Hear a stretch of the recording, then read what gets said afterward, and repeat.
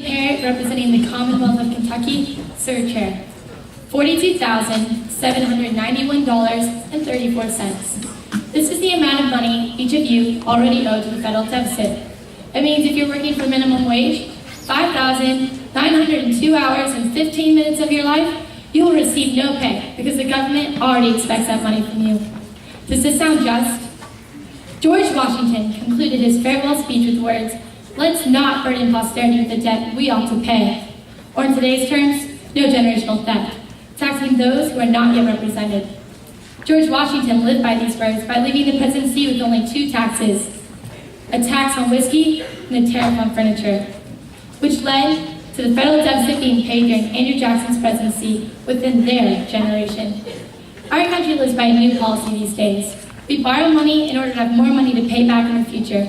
Although this idea sounds like it'd be effective, it is proven by history that success by depending on future generations is impossible.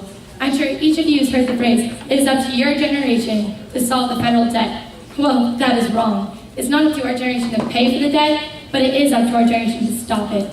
Earlier this year, there was a step made in the right direction, a cover for an immediate fix to an ongoing issue.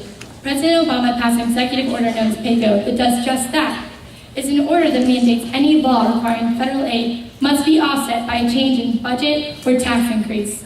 Sounds perfect, a solution to debt by just paying. However, there's a flaw in this tactic that prevented this idea before becoming a law and presented before Congress. There is no time limit. This order leaves room for a law to be passed that estimates its funding to begin 10, 20, 30 years after its benefits have already been administered. This proposal will fix that flaw. I reserve my right to yield the remainder of my time to my summation speech. Schimmel from Washington. To me, this proposal smacks of the notions of privilege and entitlement that many attribute to our generation. The author references the debt of our parents and grandparents that over the course of our lives have paid for our taxes, but doesn't take into account the benefits and status on the world stage our generation of Americans enjoys thanks to their labor and sacrifices. What if JFK's administration faced a sum of $25 billion in 1970 needing to be paid when he promised America he'd put a man on the moon? What if FDR had to grapple with the Great Depression through his programs of relief, recovery, and reform, knowing the New Deal's price tag would need to start being paid for the following year?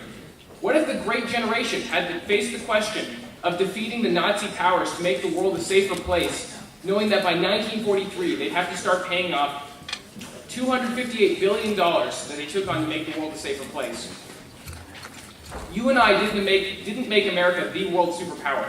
We were born into it. It was our parents and theirs that through their military might, social programs, and technological progress made America the great nation it is today. But it wasn't free. Their triumphs were paid for on borrowed money, and by paying their debt, we do our part to keep their gains alive and ensure our children will have the same opportunity. Affy Levis representing the Commonwealth of Kentucky, thank you, Sir Chair.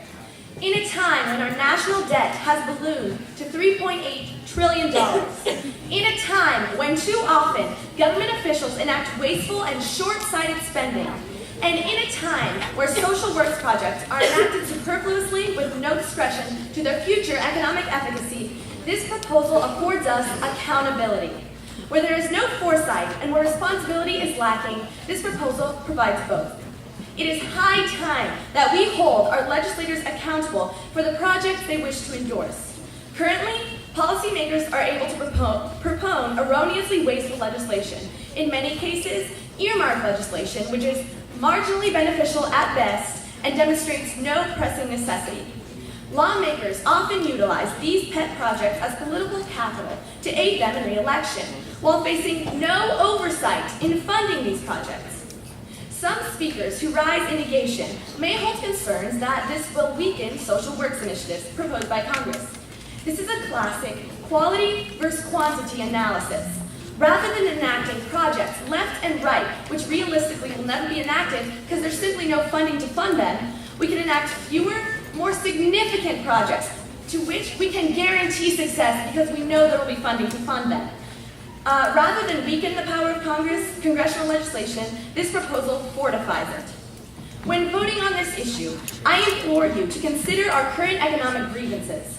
Does it not seem reasonable, in fact necessary, to make appropriations to rein in the status quo of harmful spending tactics?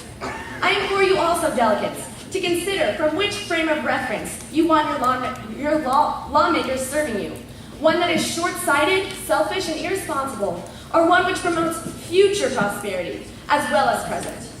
Ladies and gentlemen, vote for this proposal in the interest Thank you, of Speaker.